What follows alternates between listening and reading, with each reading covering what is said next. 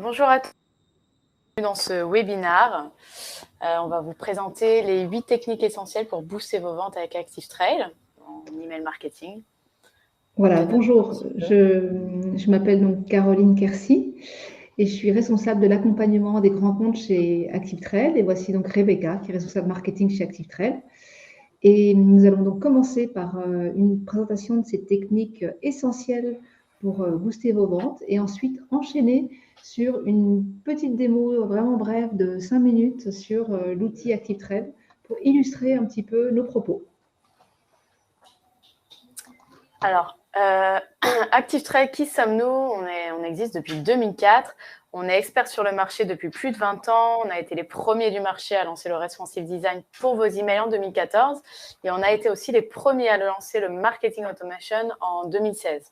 Alors aujourd'hui, on est assez fiers de vous présenter une solution qui est multicanal, donc qui opère à la fois sur l'email marketing, le SMS, WhatsApp, web, les réseaux sociaux, push notification sur application mobile.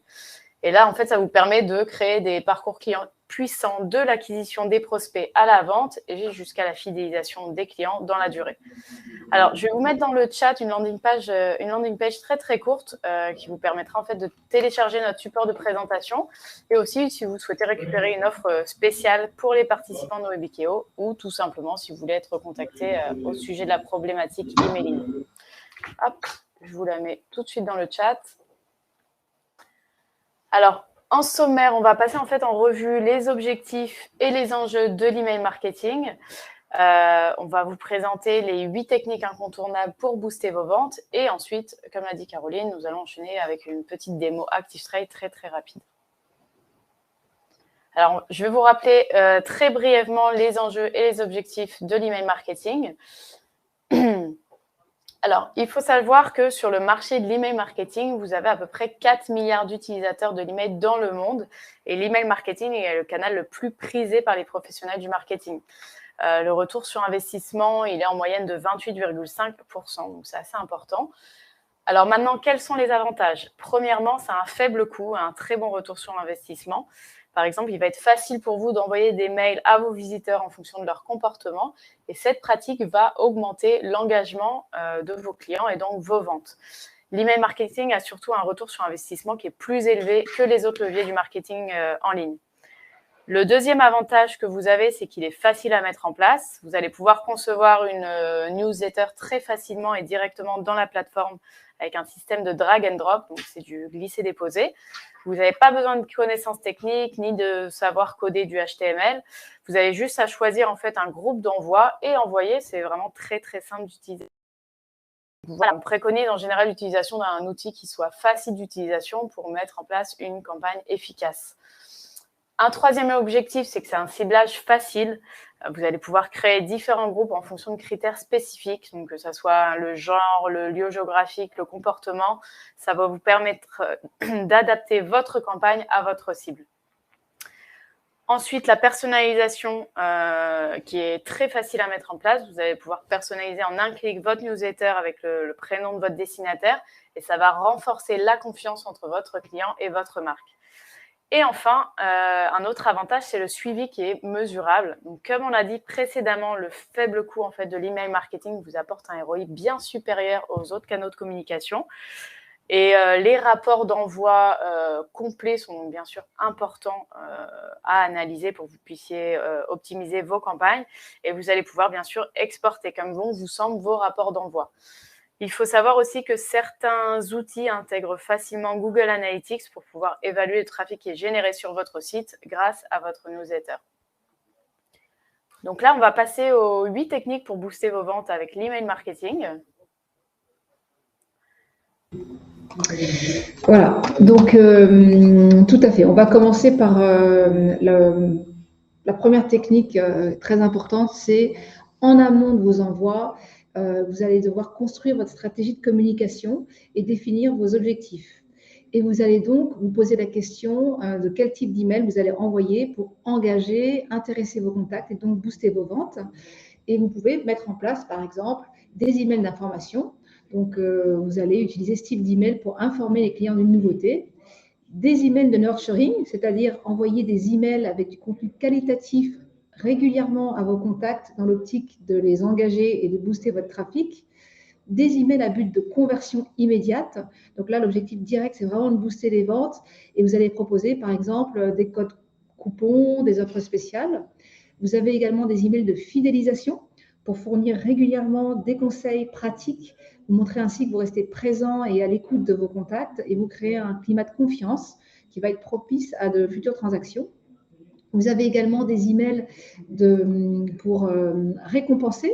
Vous offrez par exemple des points de fidélité, des réductions, des frais de port offerts, voilà, des nouveaux clients suite à leur achat.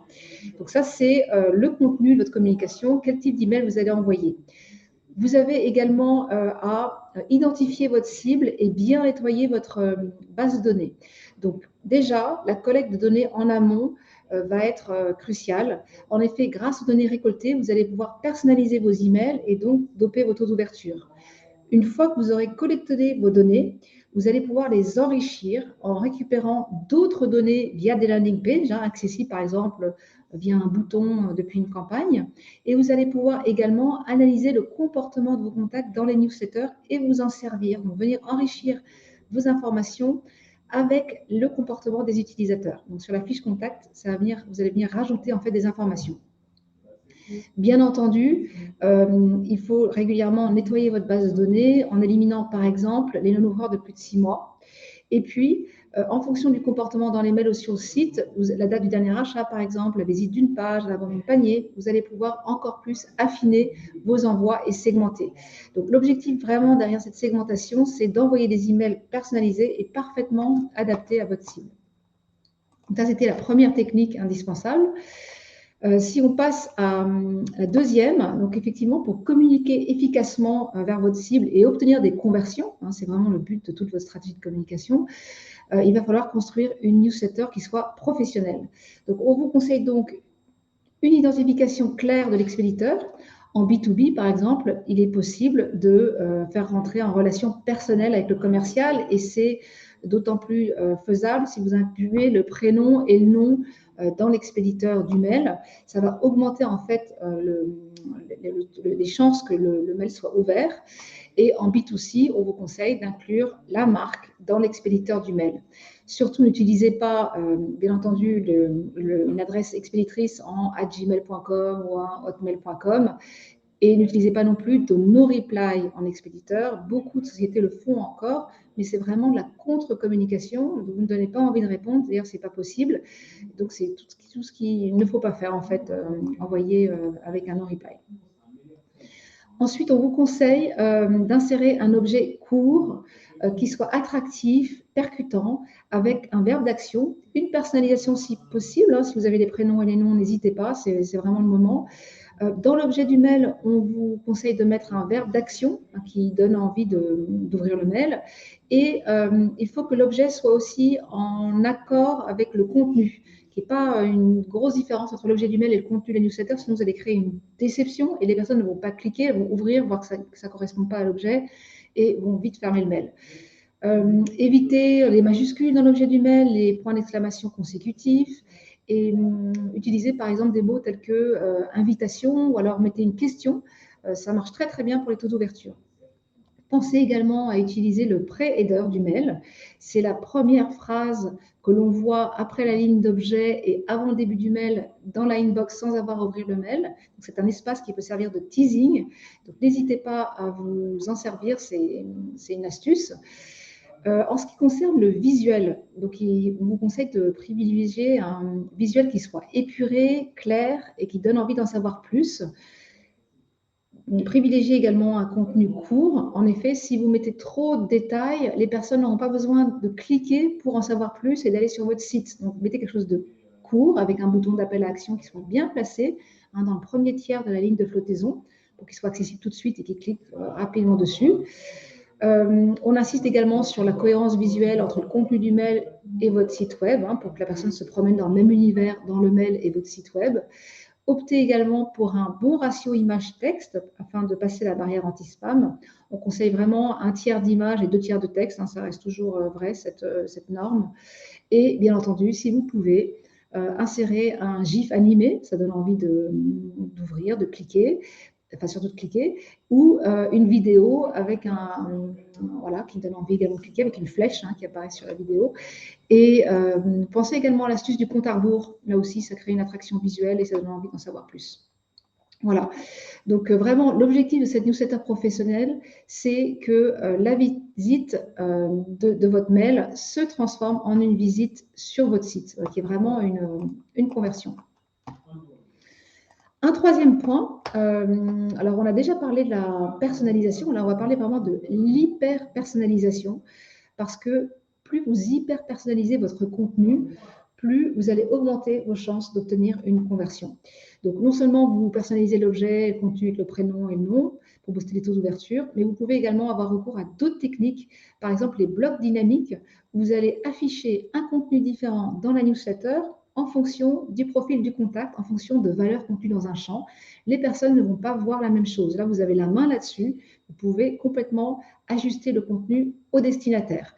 Voilà. Et donc, plus vous optimisez et personnalisez votre contenu, plus votre ROI sera important. Donc ça, c'est une première chose. Vous avez également les scénarios de marketing automation qui aujourd'hui vous permettent d'envoyer des informations en vous ajustant au plus près du contenu du contact. Par exemple, si elle a ouvert, si elle a cliqué, vous pouvez envoyer tel ou tel contenu en fonction de ce qu'elle a cliqué exactement dans la newsletter. L'envoi d'après sera ajusté en fonction de cette action. Vous pouvez espacer les envois 2 jours, 3 jours, 3 heures. Voilà, donc l'avantage du marketing automation, c'est que vous allez aussi pouvoir envoyer des communications au rythme de chacun en fonction de son temps d'ouverture. Donc ça, c'est vraiment de l'hyper-personnalisation. Bien sûr, vous pouvez également utiliser le test AB pour optimiser des contenus à vos cibles A, B, voir laquelle est la plus efficace en termes d'ouverture en taux de clic selon ce que vous souhaitez obtenir et envoyer la meilleure des deux communications au reste de votre segment. Et enfin, ActiveTrail vous propose aussi l'envoi prédictif, c'est-à-dire d'envoyer au meilleur moment pour chacun. En effet, il y a des personnes qui sont plutôt à 10 h du matin, d'autres plutôt à 15 h, d'autres qui sont plutôt du soir. L'objectif ici, c'est d'envoyer au meilleur moment pour chacun, selon le comportement que la personne a eu dans vos mails dans le passé. Voilà, donc ça, c'était les premières techniques. Rebecca, je te laisse la main pour la suivante. Alors là, on a vu la segmentation en amont. Maintenant, on va regarder la segmentation qui sera en post-envoi. Donc, en effet, il est très important d'effectuer de la segmentation comportementale post-envoi. Alors, pour le faire, vous avez plusieurs possibilités, notamment en mesurant les centres d'intérêt et l'engagement de vos contacts. Vous pouvez utiliser le contenu qui a été cliqué dans le passé pour définir les centres d'intérêt et affiner le contenu à envoyer. Vous pouvez rajouter des tags dans les centres d'intérêt, par exemple, du contact en fonction de ses clics. Et en fait, là, ça va vous permettre de définir des segments en fonction des centres d'intérêt. Vous allez pouvoir attribuer aussi des points en fonction des clics. Donc ici, plus le score sera élevé, plus le client sera engagé. Le scoring client, en fait, il vous permet de mesurer l'engagement de vos clients, de déterminer les clients engagés ou tièdes, de prioriser aussi vos budgets marketing pour les clients qui sont les plus susceptibles d'acheter et aussi de mieux segmenter votre fichier client pour obtenir de meilleures performances dans vos campagnes. Vraiment, le scoring va vous permettre de déterminer voilà, si le prospect est chaud ou s'il est chaud et il est prêt à l'achat ou s'il a encore besoin d'être nurturé par des campagnes. Alors, par exemple, vous avez un contact qui va s'inscrire à une newsletter. Voilà, il n'aura pas la même qualité qu'un contact qui prendra le temps de répondre à un sondage. C'est pour ça qu'on met en place en fait le scoring et on va pouvoir du coup cibler différemment chacun des segments en fonction du score qu'il aura obtenu et ce, bien entendu, toujours de manière automatique. On vous conseille également de ne communiquer de la même manière, de ne pas communiquer de la même manière, aux ouvreurs réguliers et aux non-ouvreurs. Il s'agit ici de réveiller les non-ouvreurs par des actions coup de poing ponctuelles et de communiquer plus régulièrement vers vos ouvreurs réguliers. Alors, le moment de l'envoi est précieux. Il s'agit bien sûr d'arriver au bon moment et pas à contre-temps dans la boîte de réception de votre destinataire. Dans la durée de vie d'un client, on peut également identifier des moments clés en fait dans son parcours et communiquer différemment à chacun de ces moments. Donc, en créant des scénarios spécifiques pour chaque moment clé de ce parcours, vous allez pouvoir rentrer dans une relation vraiment très personnalisée. Et ici, votre objectif, ça va être d'emmener le contact vers la conclusion d'une vente. Alors, dans les scénarios de marketing automation, vous avez plusieurs phases. La première phase, ça va être la phase d'acquisition. Là, il s'agit d'établir une stratégie de connaissance de sa cible en collectant un maximum de données, donc via des campagnes digitales par exemple, qui redirigent vers des landing pages et en envoyant un email de retargeting quelques heures après une visite. Vous avez ensuite une phase de lead nurturing qui s'ensuit pour faire avancer vos prospects vers la prise de décision et donc vers l'acte d'achat, en leur apportant, encore une fois, de l'information régulièrement, de l'information qui sera personnalisée en fonction de leur genre, de leur lieu géographique. Voilà, vraiment des données que vous aurez bien sûr collectées au préalable. La deuxième phase, ça va être la phase de conversion. Ici, il s'agit d'envoyer un email de bienvenue 1 minute après l'inscription et non le lendemain ou plusieurs heures plus tard, ou encore l'envoi d'un livre blanc immédiatement pour l'obtention duquel ils ont laissé leurs coordonnées détaillées. Et pour la troisième phase, ça va être la phase de fidélisation. Donc là, on va parler plus de rétention et de cross-selling et upselling. Ici, on va se situer dans une optique de conservation du client dans la durée. Il s'agit d'envoyer des emails de promotion, par exemple, pour des anniversaires. Ça peut être aussi des propositions de parrainage avec une récompense. Ça peut être des relances d'abandon de panier, donc pour tout ce qui est site e-commerce, ou encore des sondages ou aussi récolter des avis clients. Le client, en fait, il se sentira plus écouté et du coup, il se sentira plus enclin à recommander vos produits à d'autres personnes. Donc, l'email marketing est facilement automatisable, mais le principal, ça reste vraiment la relation. Dans vos scénarios de marketing automation, vous allez pouvoir, vous allez pouvoir automatiser les actions qui sont à faible valeur ajoutée, donc, comme par exemple les emails de bienvenue, les emails d'onboarding, les emails de désinscription.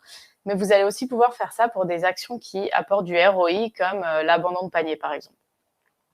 Alors, vous allez aussi pouvoir utiliser l'automatisation marketing pour enrichir la relation. Donc ici, ça peut être du scoring de contact avec une approche sur mesure par la suite. Ça peut être de définir des seuils de déclenchement d'action, donc des triggers, ou des remerciements ensuite suite à des actions. Vous allez notamment pouvoir créer des scénarios automatisés pour souhaiter un bon anniversaire à vos clients, leur envoyer des rappels d'expiration de la carte de fidélité ou encore des rappels d'expiration avant la fin de l'abonnement, par exemple quelques jours avant. Donc ici, sur ce slide, vous avez un exemple d'un scénario d'automatisation pour un abandon de panier. Donc, il faut savoir déjà que plus de 7 personnes sur 10 ajoutent des produits à leur panier sans finaliser leur commande. C'est donc du coup un manque à gagner énorme pour des sites e-commerce. Donc, c'est pour ça que c'est vraiment important de privilégier ces automations. Nos clients, ils récupèrent environ jusqu'à 15% des paniers abandonnés et du coup, ça génère bien sûr du chiffre d'affaires en plus. Et l'automatisation de l'abandon de panier vous permet aussi d'améliorer votre ROI. Donc, sur ce schéma, vous avez le premier bloc, en fait, qui montre voilà, la personne qui a abandonné son panier il y a entre 1 et 3 heures. Ensuite, on va lui envoyer un mail de rappel, donc du coup, pour lui dire, voilà, vous avez encore des produits dans votre panier. On va l'inciter à valider son panier. Donc, s'il finalise l'achat, on va les rentrer dans un groupe d'achat récent. Et s'il ne finalise pas l'achat, on leur enverra encore un email avec une promotion spéciale le lendemain. Et s'ils n'ont pas ouvert encore ce second mail, là, on pourra les recibler directement sur les réseaux sociaux. Un sixième point qui est essentiel à considérer dans votre stratégie d'email marketing, c'est le multicanal. Alors, en effet, il est essentiel de s'appuyer sur le multicanal pour mieux engager la personne. Même si aujourd'hui, l'emailing est votre canal principal, il faut penser vraiment à le renforcer par d'autres canaux sur le long terme. Vous allez notamment pouvoir segmenter votre base par type de canal principal. Vous allez ainsi, par exemple, définir un canal privilégié par type de cible. Donc, ça peut être, voilà, encore une fois, soit l'emailing qui reste en général plus utilisé. Et vous allez aussi pouvoir définir des canaux complémentaires au canal principal pour pouvoir basculer les cibles d'un canal à un autre en fonction de leur comportement. Ces canaux complémentaires, ils vont vous aider à mieux engager votre cible et faire entendre votre message par ces différents canaux. Parce que comme on le sait, il faut entendre généralement un message plusieurs fois et le voir plusieurs fois avant de vraiment passer à l'action. Si votre contact n'ouvre aucun mail, alors là, pour le coup, privilégiez plutôt les réseaux sociaux ou alors vous pouvez aussi essayer le canal SMS ou encore WhatsApp. Un autre exemple aussi de bascule d'un canal à un autre, ça peut être une visite sur un site web et ensuite du retargeting via une campagne emailing. Alors, concernant le canal SMS, il faut savoir que le canal SMS reste le canal le plus efficace.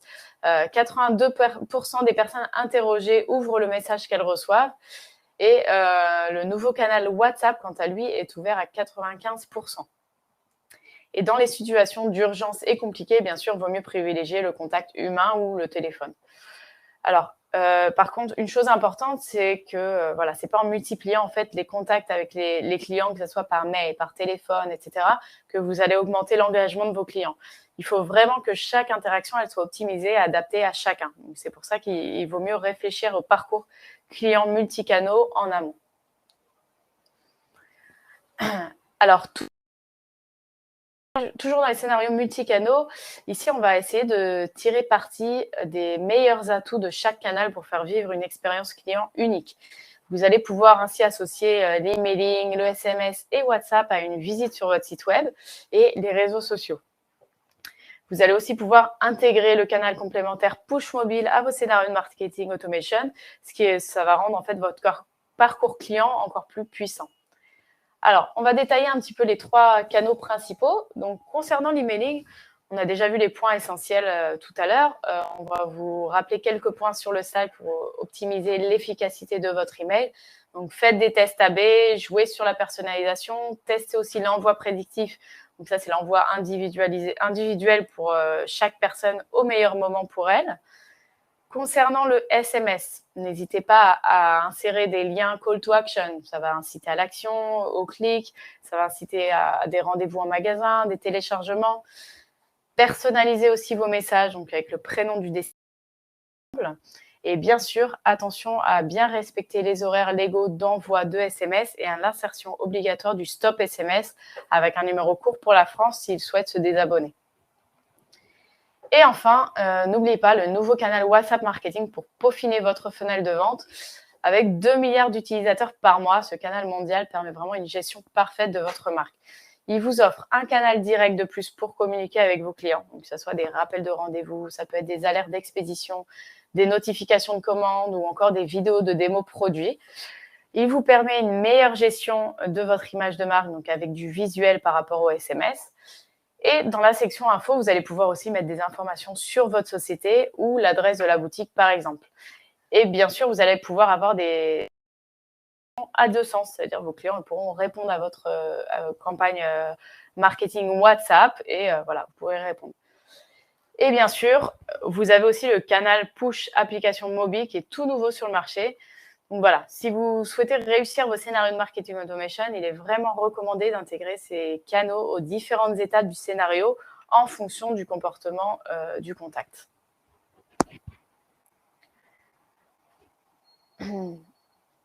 Caroline, tu es en mute? Tout à fait. Je n'avais pas commencé à parler, c'est parfait.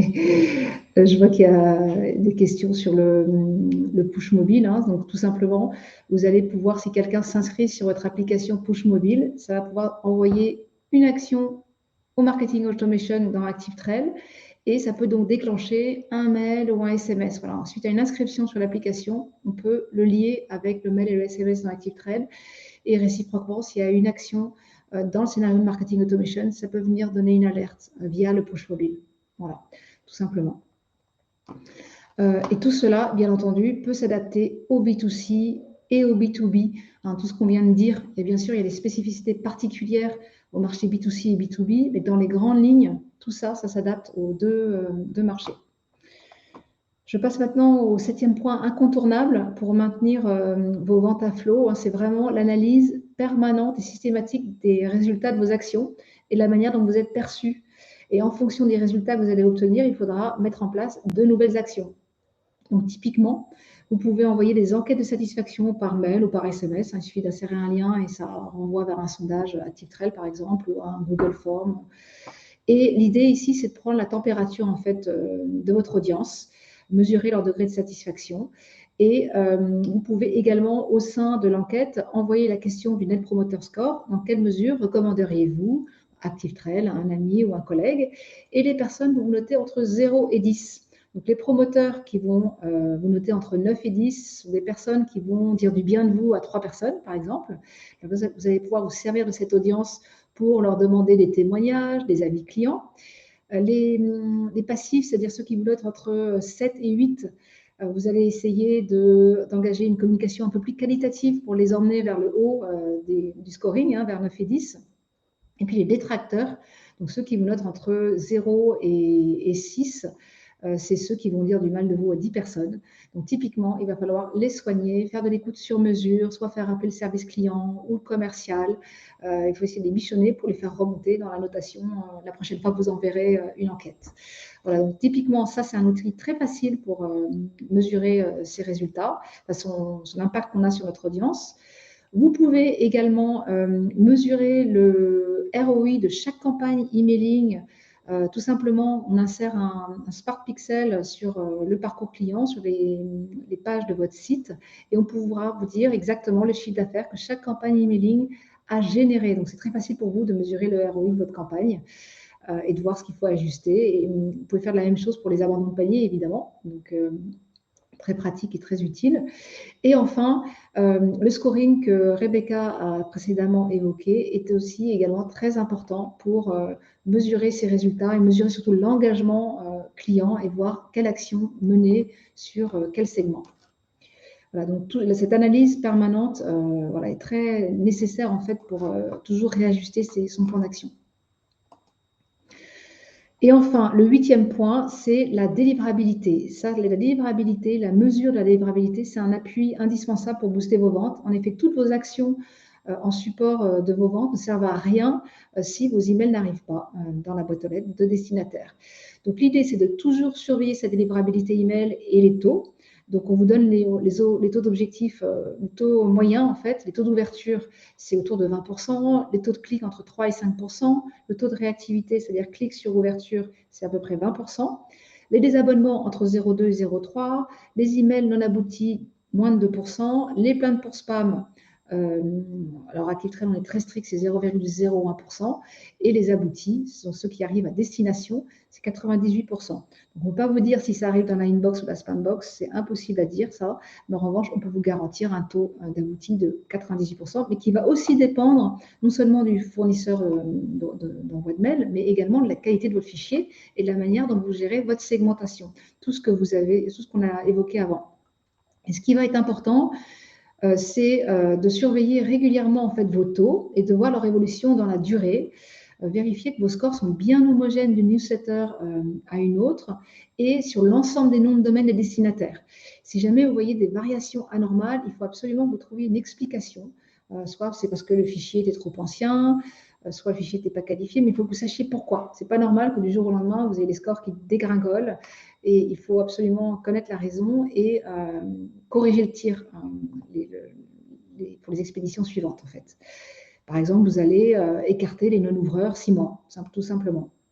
Voilà, parce que la qualité des fichiers a vraiment une influence essentielle sur la délivrabilité. On a d'ailleurs un webinaire sur cette chaîne Webikeo sur la délivrabilité. Donc, n'hésitez pas à le regarder attentivement. On vous donne tous les tuyaux et astuces pour avoir une bonne délivrabilité. Je vais vous mettre le lien dans le chat du webinaire délivrabilité. Tout à fait. Alors,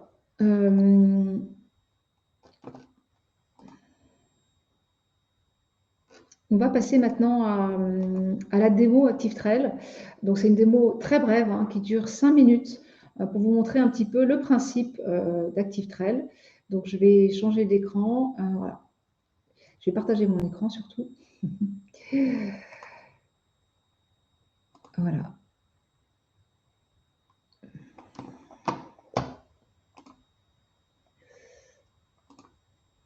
Donc, Rebecca, je te laisse me dire si on voit bien mon écran. Oui, c'est bon, on voit bien. Ok, très bien. Donc là, on est dans l'interface ActiveTrail et on a créé une nouvelle campagne. Et l'idée ici, c'est, je rentre sur une campagne déjà créée pour gagner un petit peu de temps. L'idée ici, c'est de vous montrer que vous pouvez tout à fait, dans la partie paramétrage, personnaliser un objet de mail avec un prénom et un nom. Le pre-header dont on vous a parlé tout à l'heure pour faire du teasing, en fait, pour donner envie d'ouvrir le mail, ça vient compléter l'objet. Et ensuite, dans la campagne, donc je passe à la partie conception, hein, c'est un fil d'Ariane chez ActiveTrail, donc je suis sur la partie 3, qui est la conception de la newsletter, la possibilité d'hyper personnaliser les blocs. Donc vous voyez, un bloc ici, ça se duplique, ça se met à la poubelle très facilement. Et imaginons que j'écris à une audience et que je veux envoyer un message différent ou une image différente selon que le contact est un homme ou une femme. Donc je peux tout à fait imaginer avoir 2 blocs ici et mettre des conditions d'affichage sur ce bloc. Par exemple, si le champ genre de la personne, c'est un homme, à ce moment-là, c'est l'image d'un homme qui va s'afficher. Et si la personne est une femme, c'est une image de femme qui va s'afficher. C'est vraiment un petit exemple pour vous montrer jusqu'où on peut aller dans l'hyper-personnalisation. En B2B, par exemple, on pourrait imaginer différents pavés avec la photo du commercial ou l'adresse de l'agence et les personnes verraient la photo du commercial qui lui est attribuée ou de l'agence à qui la société est rattachée, par exemple. Donc voilà ce qu'on peut faire avec de l'hyper-personnalisation. Et on a parlé également du scoring tout à l'heure. Donc quand vous insérez un lien sur une image, un texte, vous pouvez déclencher des actions, ce qu'on appelle du trigger marketing. Et typiquement, si quelqu'un a cliqué sur un type de produit, on va pouvoir rajouter un tag à un champ contact. Donc si on a un champ, par exemple, centre d'intérêt et que la personne a cliqué sur des tondeuses à gazon, eh bien, on pourra venir rajouter le tag correspondant à ce produit. Et la fiche contact peut s'enrichir au fur et à mesure des clics. Ça va être séparé par des points-virgules. Techniquement, on va pouvoir, la fiche va venir s'enrichir avec ses centres d'intérêt. Voilà un exemple. Et un autre exemple, ça va être en fonction des clics. Si la personne a cliqué, eh bien, on va pouvoir rajouter une information, rajouter une valeur, l'incrémenter d'un score, en fait, d'un certain nombre de points. Voilà, donc ça, c'était une première chose qu'on voulait vous montrer. Et si je bascule, la deuxième chose qu'on voulait vous montrer, c'était au niveau des automations.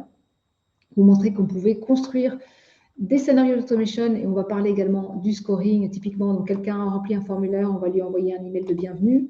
On peut aller directement dans cette automation-là. Il vous suffit d'aller faire un drag and drop. Il reçoit l'email de bienvenue dans la minute. Donc ça, c'est très important pour l'engagement client. Et puis, on peut aller mettre des conditions dans le scénario.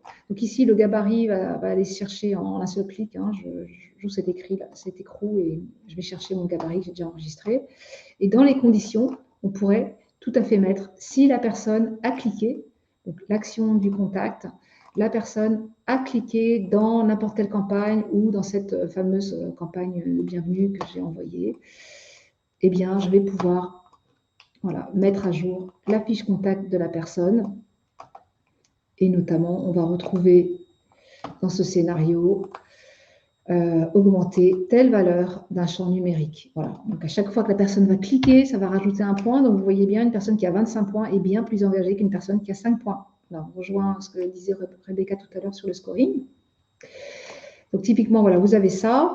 Et puis, vous pouvez, dans l'interface du marketing automation, si la personne, par exemple, n'a toujours pas ouvert, eh ben, on peut la rajouter à l'audience Facebook ou Instagram, ou alors lui envoyer un WhatsApp. Alors, on peut mettre des conditions entre toutes ces actions, mais voilà, c'est juste à titre d'exemple. Je voulais montrer tout cela. Donc voilà, je ne sais pas si dans le chat, je vais juste arrêter le partage. N'hésitez surtout pas, si vous avez des questions, on est là pour vous répondre. Voilà, je peux encore vous montrer également une vue statistique. Voilà, des campagnes pour vous montrer un petit peu à quoi ça ressemble. Voilà, hop, je partage mon écran sur les statistiques. Donc, j'espère que vous voyez bien. Donc, voilà, typiquement une vue de statistiques avec les ouvreurs, les cliqueurs, les non visualisés, les désabonnés. Et bien sûr, si vous rentrez dans le détail, vous aurez la liste des ouvreurs, la liste des cliqueurs, la répartition, la délivrabilité par nom de domaine, ce qui est aussi un facteur très important, la possibilité de faire du test AB. Voilà. Donc, je ne vais pas aller plus loin dans la démo, parce que si vous souhaitez une démo spécifique, c'est tout à fait possible de prendre rendez-vous, de remplir la landing page dont Rebecca vous a parlé tout à l'heure. vais vous la remettre dans le chat. Voilà, pour nous poser vos questions, prendre rendez-vous, ouvrir un compte de démo également, c'est gratuit. Vous pouvez vous en servir pendant 30 jours gratuitement. Vous pouvez en faire des envois de mails, des envois de SMS, tout simplement pour tester la solution. On va remettre la présentation. Voilà, donc tu m'autorises, Rebecca. Ouais.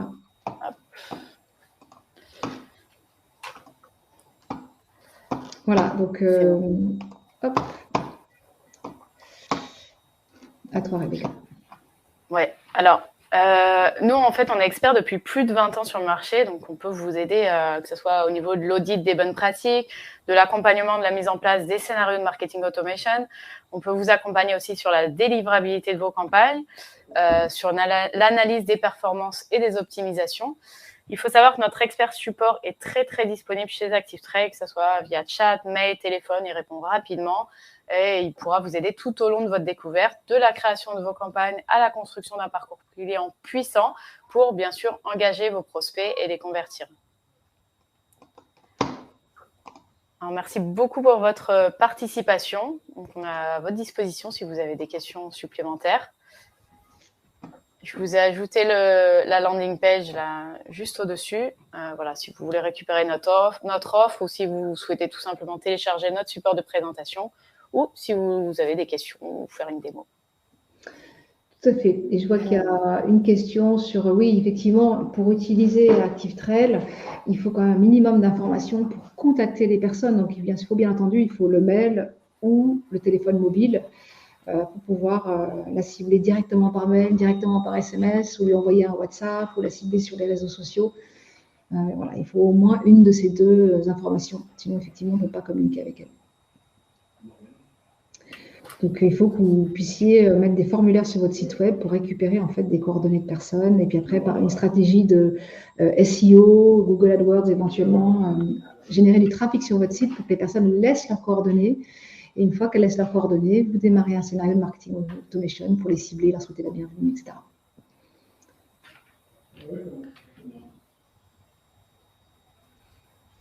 Voilà.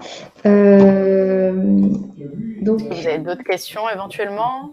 Ou alors on a été super clair.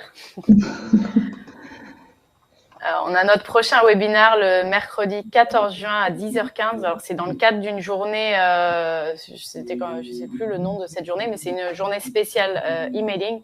Vous allez avoir pas mal de webinaires. Donc voilà, nous, on fait un webinaire sur comment maximiser votre impact marketing, améliorer la délivrabilité et l'intégration du multicanal dans les campagnes email marketing.